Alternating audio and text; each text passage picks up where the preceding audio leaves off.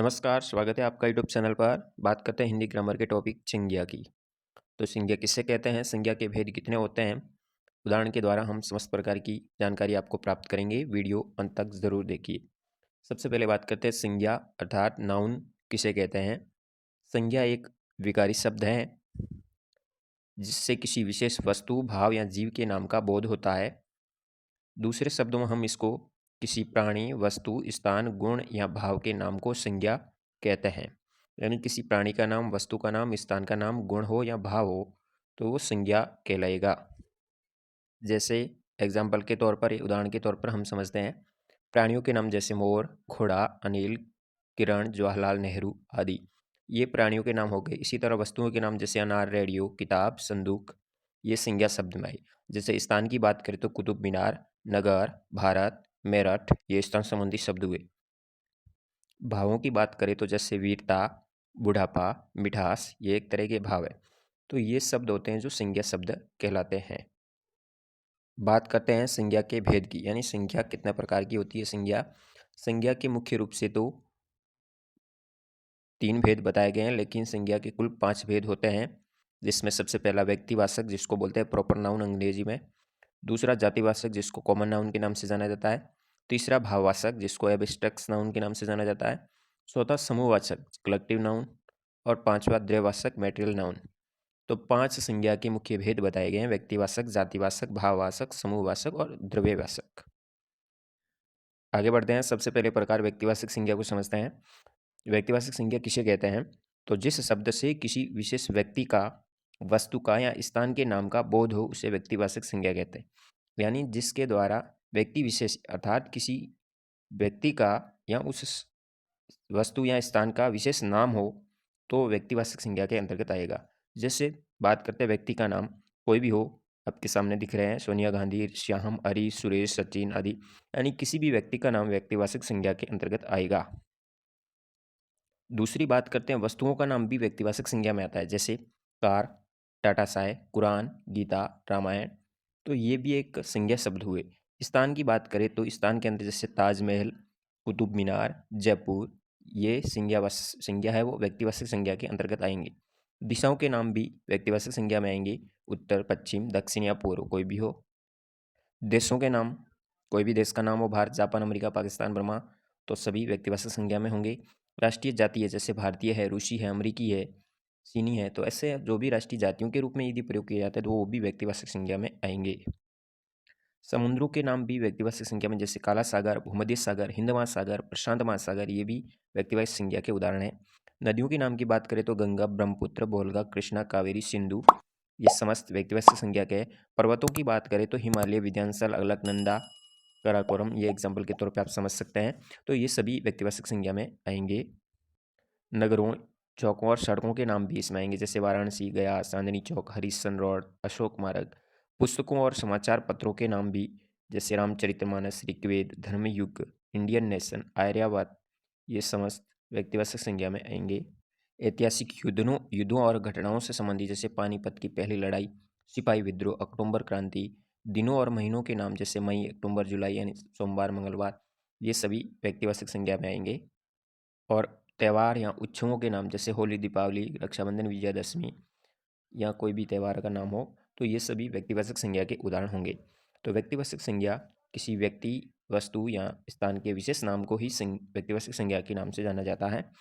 बढ़ते हैं अगली संज्ञा की तरफ। दूसरा प्रकार हमारा है जातिवाचक संज्ञा, कॉमन नाउन। जिस शब्द से एक जाति के सभी प्राणियों, यानी एक जाति के सभी प्राणियों का बोध होता है या वस्तुओं का बोध हो, उसे जातिवाचक संज्ञा कहते हैं।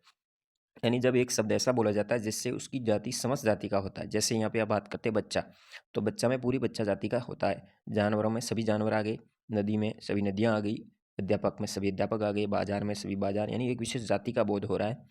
गली में सभी गलियाँ आ गई, पहाड़, खिड़की, स्कूटर आदि ऐसे शब्द हैं जो प्राणी, वस्तु या स्थान का बोध करा रहे हैं, इसलिए ये सभी जातिवाचक संज्ञा के उदाहरण हुए। तो जातिवाचक संज्ञा के अंतर्गत एक जाति का या वस्तुओं के संख्याओं का बोध होता है। जैसे उदाहरण के तौर पर लड़का, पशु पक्षियों, वस्तु, नदी, मनुष्य, पहाड़ आदि। लड़का से राजेश 36 दिनेश आदि सभी लड़कों का बोध होता है। पशु पक्षियों से गाय, घोड़ा, कुत्ता आदि सभी प्राणी जाति का बोध हो रहा है। वस्तु से बात करें तो वस्तु में जैसे समस्त प्रकार की वस्तुएं आ गई, कुर्सी, पुस्तक, कलम आदि सभी। नदी की बात करें तो सभी नदियों आ गई। मनुष्य की बात करें तो संसार की मनुष्य जाति का बोध हो रहा है। तो ये सभी जातियों का बोध हो रहा है, इसीलिए जातिवाचक संज्ञा के अंतर्गत उदाहरण आते हैं। जैसे पहाड़ कहने पर संसार के सभी पहाड़ों का बोध हो जाता है। तो इस प्रकार जाति का बोध होता है। तो ऐसे उदाहरण जातिवाचक संज्ञा के अंतर्गत आते हैं। अगली संज्ञा की तरफ बढ़ते हैं। तीसरा प्रकार हमारा है भाववाचक संज्ञा। भाववाचक संज्ञा जैसे थकान, मिठास, बुढ़ापा, गरीबी, आज़ादी, हंसी, चढ़ाई, साहस, वीरता आदि शब्द, ये जो शब्द देख रहे हैं इसमें भाव है, गुण है, अवस्था है और क्रिया के व्यापार का बोध करा रहे हैं, इसलिए ये सभी भाववाचक संज्ञाएं। जिसके अंतर्गत भाव आ रहा है, थकान मतलब थकावट का भाव आ रहा है, मिठास यानी मीठा है, बुढ़ापा यानी बुढ़ापे का है भाव, यानी आदमी बूढ़ा है, गरीबी का है तो गरीबी का भाव आ रहा है। तो ऐसे ये सभी भाववाचक संज्ञा के उदाहरण हैं जिसमें भाव का बोध हो रहा है। दूसरे शब्दों में हम इसको स्पष्ट रूप से समझते हैं। जिन शब्दों से किसी प्राणी या पदार्थ के गुण, भाव, स्वभाव और अवस्था का बोध होता है उसे भाववाचक संज्ञा कहते हैं।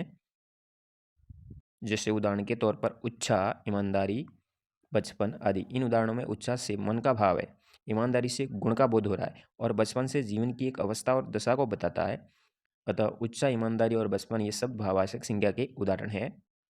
तो हर पदार्थ का एक धर्म होता है, जैसे पानी में शीतलता, आग में गर्मी होती है, मनुष्य में देवत्व होता है, पशुत्व होता है। ये सभी भाव हुए। पदार्थ का गुण या धर्म पदार्थ से अलग नहीं रह सकता है। घोड़ा है तो उसमें बल होगा, वेग होता है, आकार भी है। तो व्यक्तिवाचक संज्ञा की तरह भाववाचक संज्ञा से भी किसी प्रकार का एक भाव का बोध होता है। धर्म, गुण, अर्थ और भाव प्राय पर्यायवाची शब्द हैं।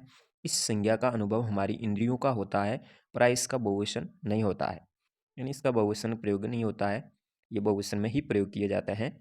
तो ये हुए भाववाचक संज्ञा। अगला प्रकार की बात करते हैं समूहवाचक संज्ञा। समूहवाचक संज्ञा किसे कहते हैं?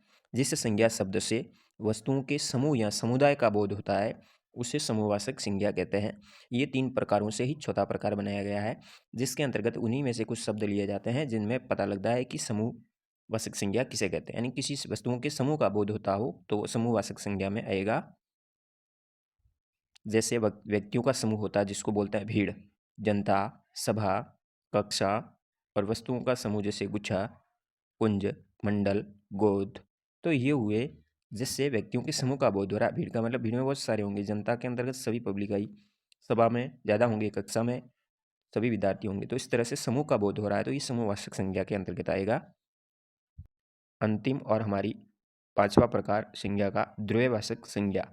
जिस संज्ञा से नाप तोल वाली वस्तु का बोध हो उसे द्वयवाचक संज्ञा कहते हैं। दूसरे शब्दों में हम समझ सकते हैं जिन संज्ञा शब्दों से किसी धातु, द्रव या पदार्थ पदार्थ का बोध हो उसे द्वयवाचक संज्ञा कहते हैं। जैसे इसमें धातु, द्रव और पदार्थ तीनों आएंगे। तो इसमें जैसे तांबा है, पीतल है, चावल है, घी है, तेल है, सोना है, लोहा है। तो ये हो गए द्वयवाचक के उदाहरण, जिससे कि ये धातु द्रव का बोध हो जिसको हम नाप सकते हैं या तोल सकते हैं। तो ऐसी संज्ञा शब्द है वो द्वयवाचक संज्ञा में आएंगे। तो इस प्रकार से हमारी संज्ञा के 5 प्रकार यहीं पे पूर्ण होते हैं। वीडियो अच्छा लगा हो तो जानकारी जरूर शेयर कीजिए। किसी तरह की समस्या हो तो कमेंट बॉक्स में कमेंट कर सकते हैं। धन्यवाद। जय हिंद, वंदे मातरम।